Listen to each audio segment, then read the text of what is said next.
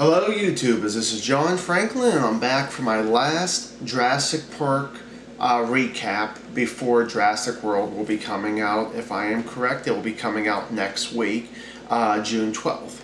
Hopefully I get a chance to see that one as early as I can, since it seems like I was a little behind with my Furious 7 and my Avengers 2. So, and who knows, maybe I'll get a chance to see something else at the theater before this one, airs too, but we shall see how things go with that. So anyways, Jurassic Park 3. Wow, I gotta say this, and I think a lot of people will agree with me, the worst Jurassic Park of them all. The biggest thing I have to just throw out why I didn't like this film was that nobody was believable in their acting, and I did not care for absolutely anybody because it felt like the acting was so bad. Unfortunately, it was not directed by Spielberg. He actually decided not to be behind the camera on this one, but he was an executive producer on the film. The person who directed it was Joe Johnston, who I think he's directed a few things. Unfortunately, I can't think at the top of my head what else this guy did. I didn't even think about looking up or anything like that. But I just want to say, just for this film, wow, where was anything good about this? Sam Neill returns from the first one. Same thing with, at the time, was his girlfriend, Laura Dern. But the thing is, by the time from the first one to this one goes, which is literally in real time, 8 years apart. I don't know quite how they kind of talk about it, like if they follow that real time or not. They're actually not seeing each other anymore. He's single, but she actually is with someone. I don't think she's married, but she does have a new boyfriend, but she also does have a son too. So, so I'm not too sure on that one. But, so the thing was, Dr. Grant, instead of saying convinced this time, he was tricked in a very stupid way by these two people played by William H. Macy and Tay Leone. William H. Macy is a guy who always surprises me with every film he does. But we're talking more low-budget movies. This one was more of, course, probably one of his bigger budget movies that this guy was in. And I was not convinced even by William H. Macy. So that was a surprise. And shame on you, William H. Macy. A guy who I always loved did not like your character in this film one bit.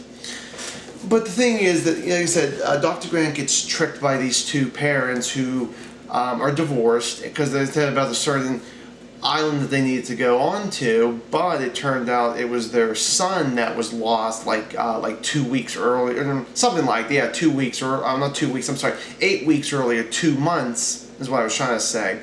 So what happens is they're on this island, and instead of it just being, well, it's supposed to be an exhibition or anything, it's actually a rescue mission. So, and of course, Dr. Grant's not exactly thrilled with it after they already land on the island here. So the thing is that they end up eventually, Dr. Grant, about halfway through the film, eventually finds the son in a cave, that he's been living for the last 8 weeks or anything, and actually surviving the best way he could. The kid actually was probably surprisingly, and he's not even in the film that much. I mean, I guess when you see him at the beginning and then you don't see him for about half the film or something like that, he's not bad as the actor. Surprisingly, it was the kid better than all the adults. But like I said, doesn't mean that, oh my God, he was the greatest actor in there. He was just the best convincing, it seemed like. So, and of course, Dr. Grant actually has a young kid assistant who ends up just being pretty much stupid either halfway through the film and pretty much steals dinosaur eggs that he's not supposed to. And you can kind of tell that this guy's really not pretty much up to par, it seems like. So, but honestly, like I said, even if Spielberg was behind the helm, behind the cameras here, I still don't think he would have been able to do this film justice just because he directed it. This has to be, like I said, the worst, and that's why it took so long. Maybe they thought they were just going to do a trilogy, and now they came up with Jurassic World 14 years later. But honestly, they probably, and hopefully it will be good. I mean, I look at it this way. What I read about Jurassic World was they were going to kind of ignore the sequels, or you probably should just say ignore the third one, but ignore the sequels, and just focus on the first one. Well, the thing is, unless they have cameos that we don't know about, I don't think Jeff Goldblum's coming back in here, or Sam Neill, or anything like that. So, you know, who knows? Like I said, unless they do have cameos eventually, or maybe they mention their names or something, I don't know. But of course, this film's supposed to be where the park actually eventually finally gets open, so that's kind of why they're connecting, you know, with the first one there and taking away the sequels there. But we'll see how well Jurassic World does do, and hopefully it will not be a disappointing film, you know. So I saw the first two on the big screen. This one, the third one I'm reviewing, I did not see it wait until DVD, and I have to say thank God. I didn't want to like waste my $8 or $10 or whatever the price would have been for that film. So anyways, Jurassic Park 3, for anybody out there, you know, if you do go back and rewatch any of them, just the first one's really compared to compared to the new one, just go to watch the first one.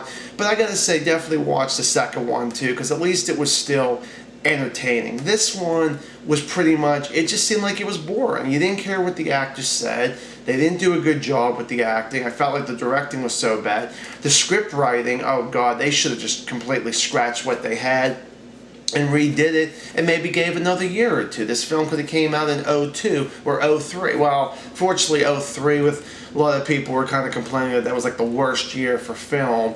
That I kind of have to disagree with, but I'm not going to get into anything like that. So definitely, you know, for people who want to go back and recap a little bit, or, you know, or just like I said, watch my videos a little bit. I don't know how much I really kind of gave information about this third one or not, but, you know, I just got to say it was just so bad and so boring.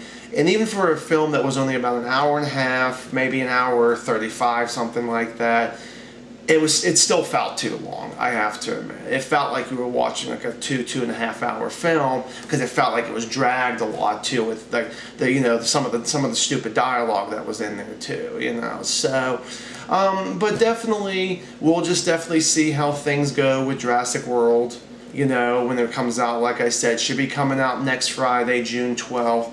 So everybody, have yourselves another awesome time. Thank you again for watching the videos. Hopefully you liked all the Jurassic Park recap. So have yourselves a good one. Bye. Oh, sorry. Please make sure you like, subscribe, and comment. And like I mentioned with the other two, if you're a blogger out there, please go out there, and anybody, like, please share stuff on Facebook and Twitter, and please tell your friends all about me here. Have yourselves a good one. This time I am off. Bye, everybody.